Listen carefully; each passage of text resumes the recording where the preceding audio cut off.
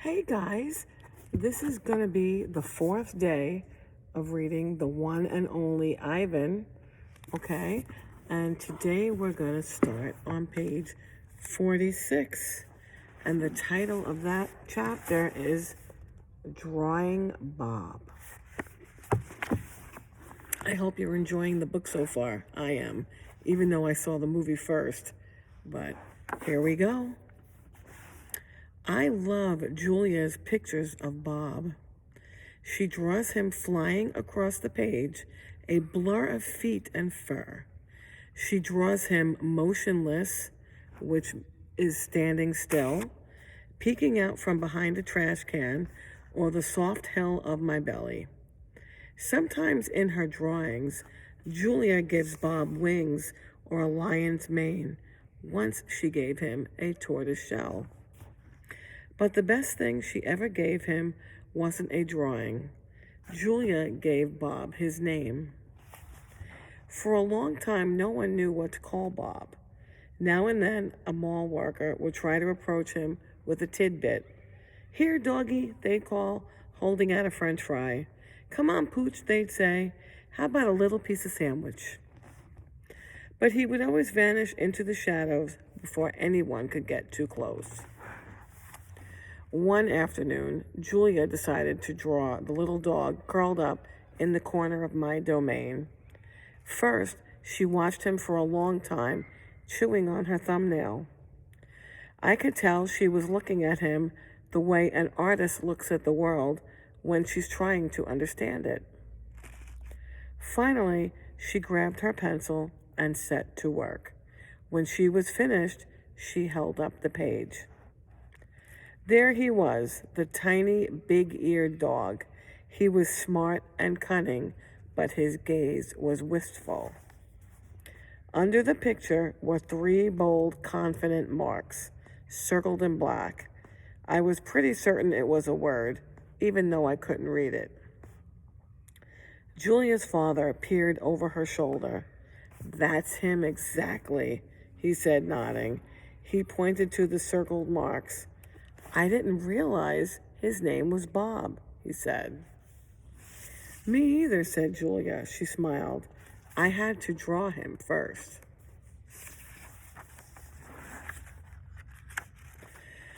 Bob will not let humans touch him. He says their scent upsets his digestion. But every now and then, I see him sitting at Julia's feet, her fingers moving gently just behind his right ear. Usually, Mac leaves after the last show, but tonight he is in his office working late. When he's done, he stops by my domain and stares at me for a long time while he drinks from a brown bottle. George joins him too, broom in hand, and Mac says the things he always says. "How about that game last night?" And "Business has been slow, but it'll get better. You'll see. Don't forget to empty the trash."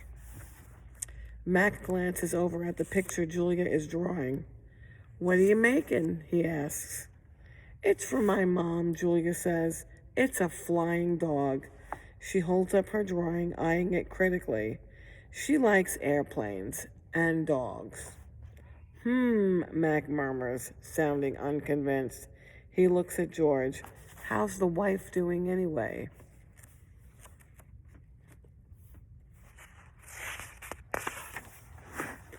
"About the same," George says. "She has good days and bad days." "Yeah, don't we all?" Mac says. Mac starts to leave and then pauses. He reaches into his pocket, pulls out a crumpled green bill, and presses it in George's hand. "Here," Mac says with a shrug. "Buy the kid more crayons." Mac is already out the door before George can yell, "Thanks." "Stella," I say, after Julia and her father go home, "I can't sleep." "Of course you can," she says. "You are the king of sleepers." "Shh," Bob says from his perch on my belly. "I'm dreaming about chili fries." "I'm tired," I say. but I'm not sleepy. What are you tired of? Stella asks. I think for a while. It's hard to put into words. Gorillas are not complainers. We're dreamers, poets, philosophers, nap takers. I don't know exactly. I kick at my tire swing. I think I may be a little tired of my domain.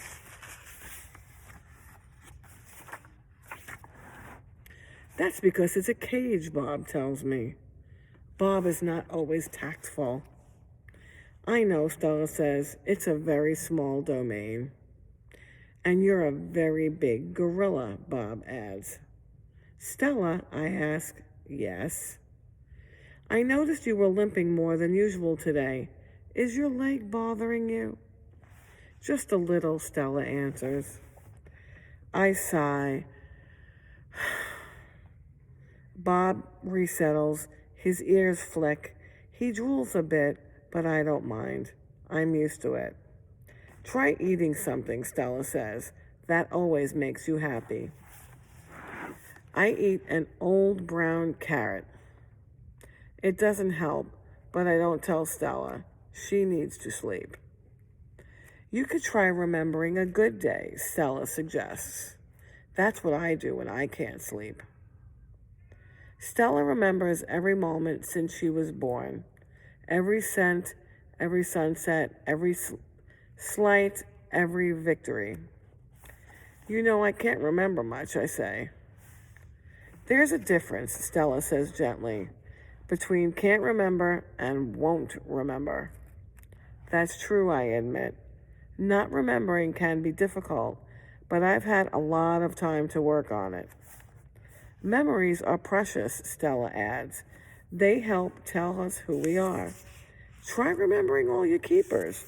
You always liked Carl, the one with the harmonica. Carl, yes.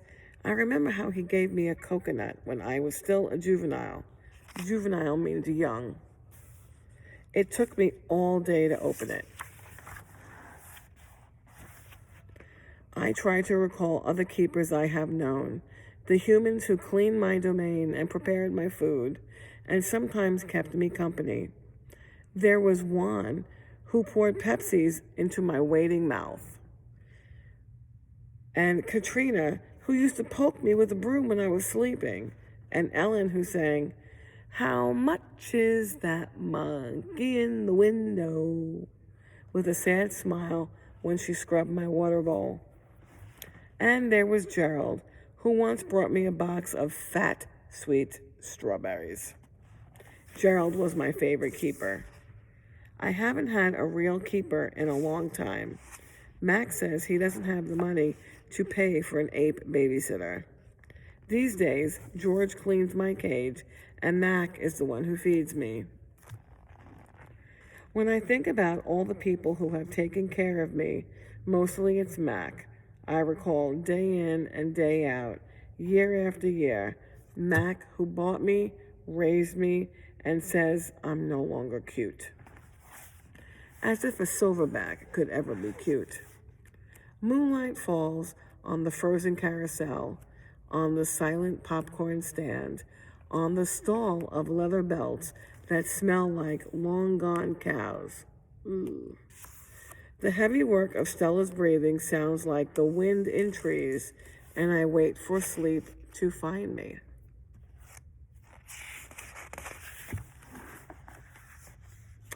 Mac gives me a new black crayon and a fresh pile of paper. It's time to work again.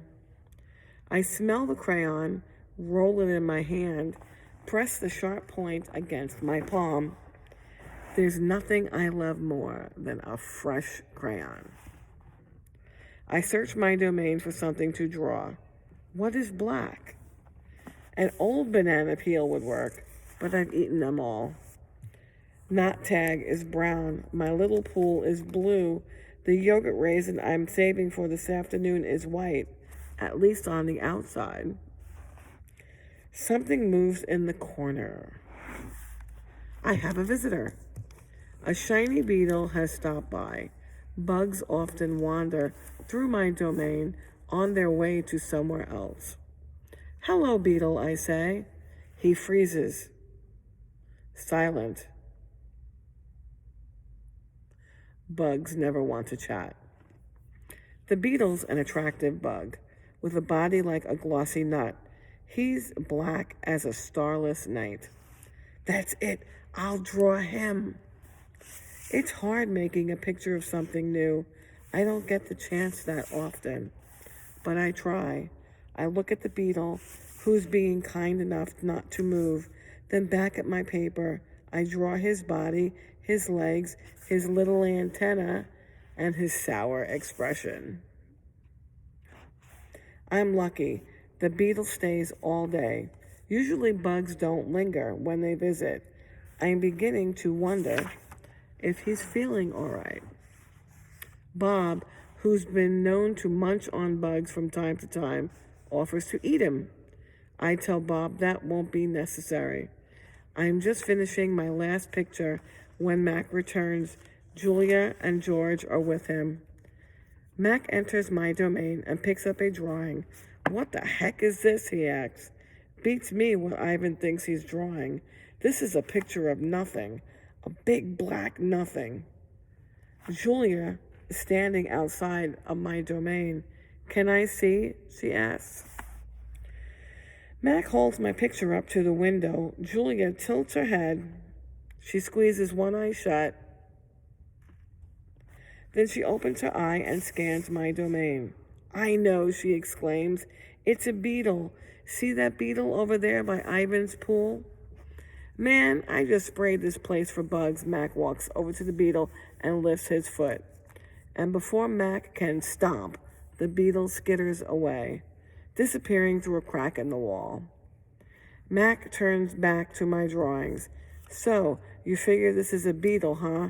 If you say so, kid. Oh, that's a beetle for sure, Julia says, smiling at me. I know a beetle when I see one. It's nice, I think, having a fellow artist around. Okay, that's where we're going to stop for tonight. We stopped on page 59. I'm going to show you the picture of the beetle. And then for my next video, we're going to start on page 60. So I hope you're enjoying the book so far. I am. And I'll see you for the next video, guys. Bye.